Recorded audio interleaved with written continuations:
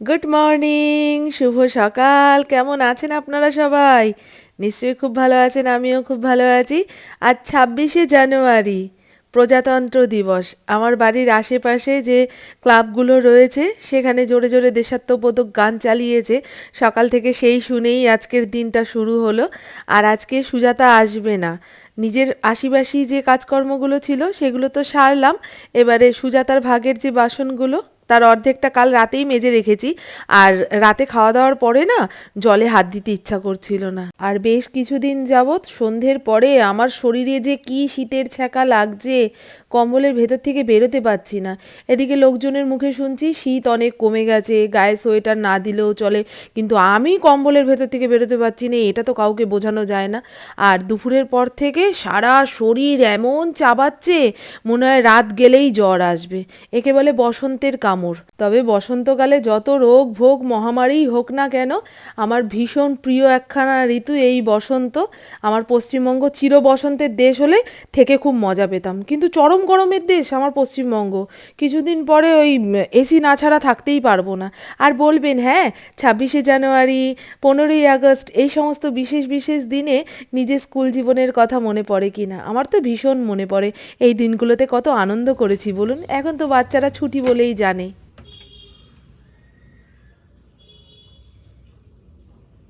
ফড়িঙ্গা, ফড়িঙ্গা, ফড়িঙ্গা তাকিয়ে আছে, ফড়িঙ্গা তাকিয়ে আছে, ফড়িঙ্গা তাকিয়ে আছে। হ্যাঁ, ফড়িঙ্গা তাকিয়ে আছে। জানলা খুলে দিচ্ছি, যাও জানলায় বসো গিয়ে, যাও। ব্যাস, হয়েছে হয়েছে, অনেক হয়েছে অনেক হয়েছে। চলুন বন্ধু। গুড মর্নিং, শুভ সকাল। কেমন আছেন আপনারা সবাই? নিশ্চয়ই খুব ভালো আছেন, আমিও খুব ভালো আছি। আজ 26শে জানুয়ারি, প্রজাতন্ত্র দিবস। পাড়ার ক্লাবগুলোতে পতাকা উত্তোলন হয়ে গেছে। ইন্দ্রও গেছে রাইফেল ক্লাবে, সেখানে পতাকা তুলবে। আর আমি ঘর দোর ভালোভাবে মুছে নিয়ে বাসন কোসন মেজে ভাবছিলাম চা বসাবো। ও মা, দেখি আমার মহারানী ঘুম থেকে উঠে এসে বলছে, মা চা খাবে? চা বসাবো? বসাও। এই যে, আর পাউরুটিওয়ালা কাকার থেকে পাউরুটি আছে কিনা জিজ্ঞাসা করলাম, বললো না। এই বিশেষ বিশেষ দিনে না ওনার কাছে ওই পাউরুটি, তারপরে কিছু বিস্কুট থাকে না। সবাই নাকি ছুটিতে যায়, বোঝো। আর রাধারানীর পাটা 10 বার পড়ে যাচ্ছে, 10 বার পড়ে যাচ্ছে। ফড়িংয়ের বিস্কুটের কৌটোটা তো এখানে রাখা হয়। এবারে ইন্দ্র ঘরে আসতে না আসতে ফড়িং এমন লাফাঝাপি করে, মনে হয় এক্ষুনি খেতে না দিলেই ব্যাস অজ্ঞান হয়ে পড়ে থাকবে। তা ওই বিস্কুটের কৌটোটা টান দিতে গিয়ে এটা 10 বার পড়ে। এটা ব্যবস্থা করব কি করে বুঝতে পারছি না, ব্রেন খাটাতে পারছি না, বুঝেছেন? সে যাই হোক, চলুন। ওই যে আমাদের চা চলে এসছে, কি পেতে দেবো?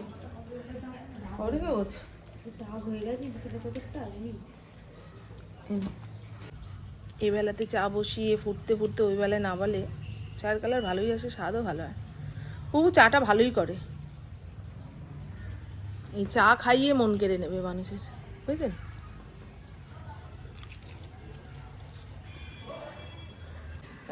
গতকালকে চিকেন করেছিলাম, সেটা খাওয়ার পরে নাকি পেট গুড়গুড় শুরু হয়ে গেছে ইন্দ্র পুপু সবার। তার ডাল, ফুলকপি আলু ভাজা আর ব্যাট পাঁপড় ভাজবো। আজকে সন্ধেবেলায় পুপুকে নিয়ে বেরোতে হবে। 31শে জানুয়ারি তো পুপুর জন্মদিন। জন্মদিনে জামা কিনতে হবে, আরও যা যা কিনতে চাইছে তাকে কিনে দিতে হবে। আর আগামীকাল হচ্ছে আমার বিবাহ বার্ষিকী। কত বছর কমপ্লিট হলো কে জানে, 22-23 বছর তো হবেই মনে হয়। তা ইন্দ্র আজকে দুপুরে বাড়িতে খাবে নাকি রাইফেল ক্লাবে খাওয়ার ব্যবস্থা রয়েছে, কিছুই বুঝতে পারছি না। লোকটার মতি গতি যে কি, ও নিজেই জানে না, আমাকে বলবে কি? বুঝেছ? চলো এত হালকা ফুলকা রান্না করে রাখি। রান্নার চাপ থাকলে, ঘর গোছানোর চাপ থাকলে রাস্তাঘাটে বেরোতে পারি না। কি জানি, সংসারের চাপে মনে হয় অর্ধেক মাটির নিচে চলে যাচ্ছি আমি, জানো। তবে এখন সকালবেলায় হুটোপাটি করে কাজ করি না, একদম রিল্যাক্স মুডে কাজ করতেই থাকি। এতে আমার মন মেজাজ ভালো থাকছে। কিছুদিন যাবৎ অ্যাংজাইটি টাইপের একটা রোগ হয়েছিল, কখন হবে, কি করে করব, এত কাজ আমি হয়তো পারবো না, এই করে সকালটা শুরু হচ্ছে, সারাটা দিন মেজাজ খিটখিটে থাকছে, বুঝেছেন? এখন আর সেটা করি না। এখন মনে হয় যে কটা কাজ করতে পারবো, আর যদি না পারি কে আমার কান মুলবে, কে আমার চুল ছিঁড়বে? আমার সংসারে আমিই মহারাজ, বুঝেছ? একটা বয়সের পরে ওই অ্যাংজাইটি ব্যাপারটা আসে। সোয়েটার গায়ে দিলে গরম লাগছে, আবার সোয়েটার খুললে শীত শীত করছে। ঠান্ডা হাওয়া দিচ্ছে গো, তাও জানলা কপাট খুলেছি। ঘরে দুপুরে একটু আলো বাতাস না ঢুকলে হয় গো। বিছানার চাদর টান টান থাকলেই ঘর পরিষ্কার, তাই না? এই মানি প্ল্যান্টের গাছে প্রত্যেক দিন যে নিয়ম করে জল দেবে সেটা দেয় না। মানি প্ল্যান্ট শুকিয়ে গেলে হবে? টাকার গাছ।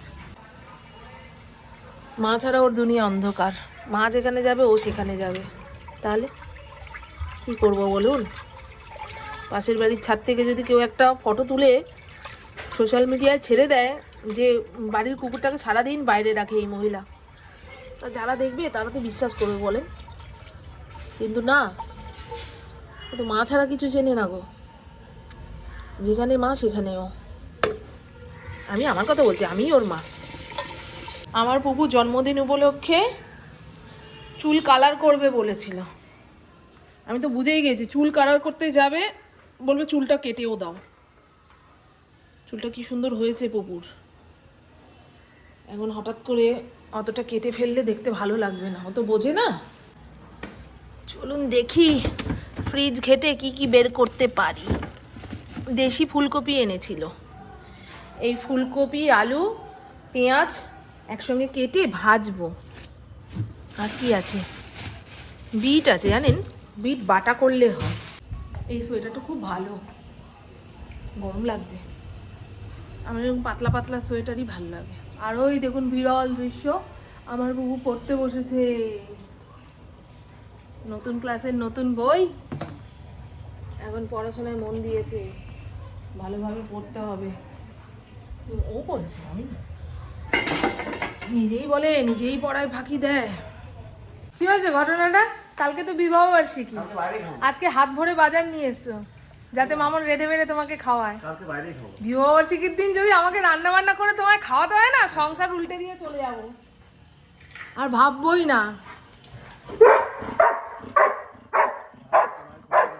হাত ভরে বাজার এনেছে বলো,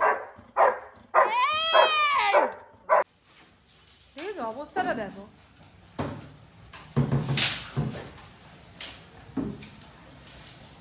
দেখি কি কি নিয়ে এসছো।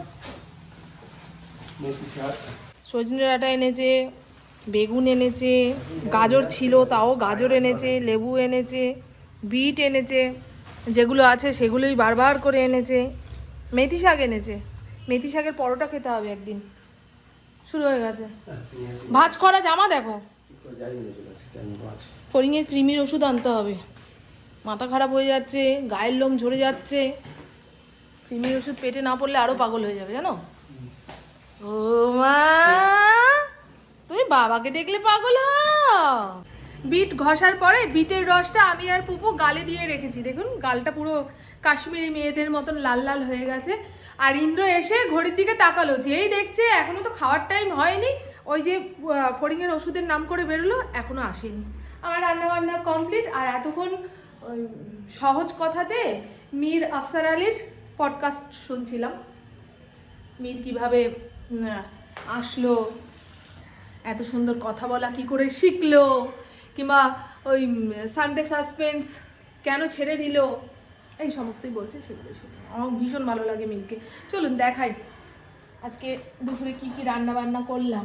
ডালটা না নাড়িয়ে দেখালে বুঝতে পারবেন না, ভাববেন এই ডাল কোথায়, এ তো জল।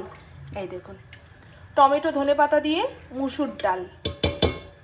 এখানে রয়েছে বিট বাটা ঘষা, যা খুশি বলতে পারেন। এটা এখন আমাদের ঘরে সবার প্রিয় রেসিপি হয়ে দাঁড়িয়েছে, তাই বিট আনলে এইভাবেই রান্না করি। আর এই হলো ফুলকপি আলু ভাজা। পেঁয়াজ দিতে ভুলে গেছি, একটু পেঁয়াজ দিলেও ভালো হতো। আর যেহেতু ডাল ভাত, একটু পাঁপড় ভাজা তো লাগবেই, ব্যাট পাঁপড় ভেজেছি। ছোট্ট ফ্রাই প্যানটার মধ্যে ভাজতে গিয়ে দেখুন না, আঙুলে তো ছ্যাঁকা খেলাম, তার উপরে পাঁপড়গুলো গেল লালচে থেকে কালচে হয়ে। ঠিক আছে, একটা খাই। আমার পুরো ব্যাট পাঁপড় খুব ভালো খায়।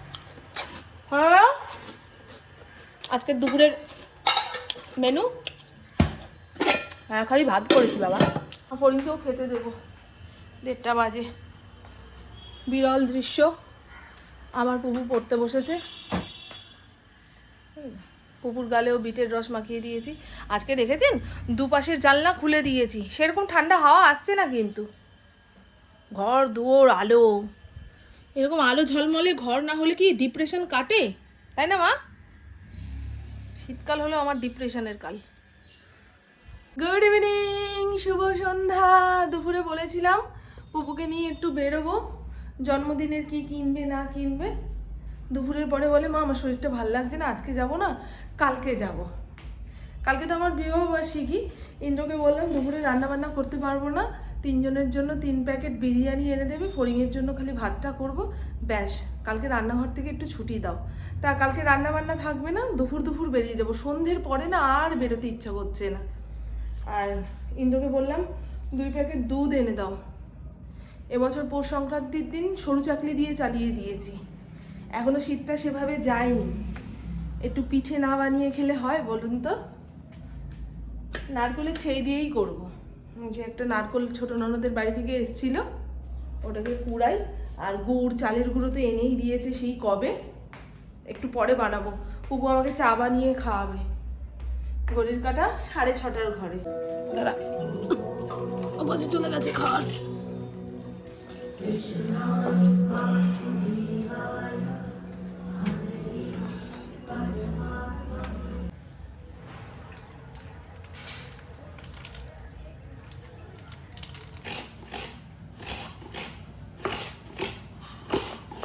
আমার সব পিঠের মধ্যে পাটিসাপটা বানানোটা একটু কঠিন বলে মনে হয়, তবে ভগবানের নাম নিয়ে ময়দানে নেমে পড়েছি।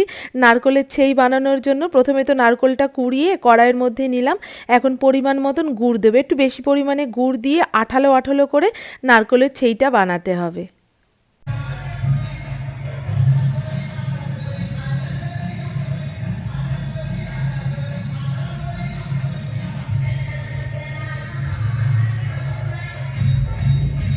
আমাদের সামনের রাস্তা দিয়ে সরস্বতী ঠাকুর বিসর্জন যাচ্ছে, সেই গান কানে আসলো। ভাবতে পারছেন কী জোরে গান চলছে। তা পাটিসাপটার ব্যাটার বানানোর জন্য ডাবু হাতার 2 হাতা আতপ চালের গুঁড়ো নিয়েছি, 1 হাতা ময়দা নিয়েছি, তারপরে পরিমাণ মতন দুধ আর এই গুড় দিয়ে ভালো করে মিশ্রণটাকে গুলে নিতে হবে। এরপরে আধা ঘন্টা 1.25 ঘন্টা যাবত এই ব্যাটারটাকে রেস্টে রাখবো। চালের গুঁড়ো একটুখানি ফুলে উঠবে, তারপরে যদি একটু দুধ মেশাতে হয় তো মিশিয়ে পাতলা করে নেব। এই দেখুন ব্যাটারটা ঠিক এই রকম ঘনত্বের হবে। একদম হাতা দিয়ে নাড়ার পরে হাতার গায়ে একখানা আঙুল দিয়ে দাগ কাটলে বেশ সোজা একটা দাগ পড়বে, তাহলেই ভাববেন ব্যাটার পুরো রেডি। আর ননস্টিক প্যান ছাড়া তো আমি পাটিসাপটা উল্টাতেই পারবো না।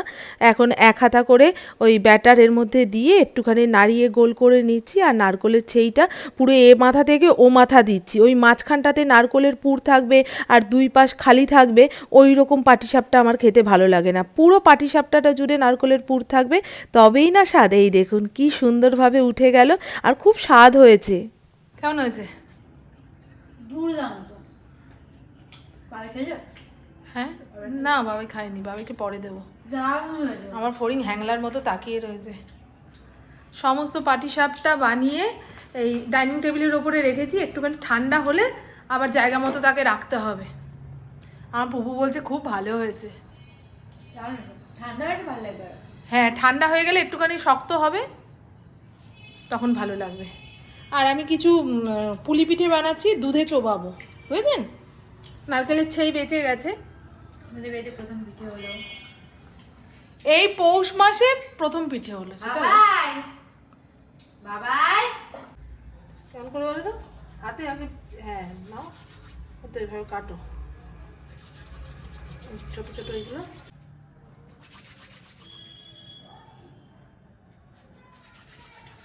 ফড়িং তোমার বাবাও শিখে গেছে চষি কাটা। এটা কাঁচা রাঁধুনিদের চষি কাটা। ও খায়নি তো?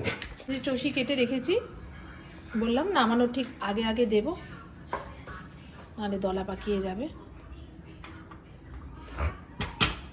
এখানে গুড় নিয়েছি, গ্যাসটা একদম আস্তে করে দিয়ে গুড়টা দিতে হবে। নাহলে দুধ কেটে যাওয়ার সম্ভাবনা থাকে। ঘড়ির কাটা 10টা 10-এর ঘরে। এখানে পিঠে পুলি সব রেঁধে নাবিয়েছি। এই হলো দুধ পুলি, ঠান্ডা হয়ে গেলে খেতে ভালো লাগবে। অল্প একটুই করেছি, ঠিক আছে। আর বললাম চষিগুলোও কেটে দিয়ে দিয়েছি, পরে ঘন হয়ে যাবে। আর এই হলো এক থালা পাটিসাপটা নারকেলের পুর দিয়ে। ইন্দ্র নারকেলের পুর দিয়ে পিঠে খুব একটা পছন্দ করে না, কিন্তু আমার কাছে নারকেলটাই ছিল। সন্দেশ আনতে বলে এনে দিত, ধু কে করবে অত পদে। আজকে নারকেল দিয়ে খাস, পরে সন্দেশ দিয়ে বানিয়ে দেবো। তো চলুন বন্ধু, এবারে রাতে খাওয়ার কিছু আয়োজন করতে হবে। ডাল তো আছেই, ভাতও আছে, বেগুন ভাজবো। ইন্দ্র আজকে বাজার থেকে বেগুন এনেছে ভালো, বেগুন ভাজবো আর ডিমের অমলেট করব। এই দিয়ে রাতের খাওয়া খেয়ে ঘুমাই। আর কালকে তো আমার বিবাহ বার্ষিকী, দুপুরে রান্না বান্না নেই, আমি নিয়ে থেকে বিরিয়ানি আনবো। তো চলুন, আমার বকবক আজকের মতন এইটুকুই। আপনারা সবাই খুব খুব খুব ভালো থাকবেন, নিজের শরীরে খেয়াল রাখবেন, সুস্থ থাকবেন, আর অল টাইম স্মাইল করতে হবে। টাটা, খুব ভালো থাকবেন। সরস্বতী পুজোর দিন ওই প্রসাদের বাসন কোসন যে কটা নিচে নামিয়ে এনেছিলাম সেগুলো ধুয়ে মেজে রেখে দিয়েছি। এগুলো আর ঠাকুর ঘরে নিয়ে যাওয়ার মতো সময় হলো না। তাহলে ভাবতে পারছেন, আমি বলছি না, হাত পা এত ব্যথা করছিল কদিন ধরে, শরীর ম্যাচ ম্যাচ করছে, মানে এক্ষুনি জ্বর আসবে এইরকম। টাটা, প্রভুকে দেখুন। প্রভু ঠিক করে বসো, পাগুলো ঠিক করে বসো। এই যে, টাটা বলে দাও, good night. Good night. Good night বলে দিয়েছে, উনি এখন খবরে চলে গেছে।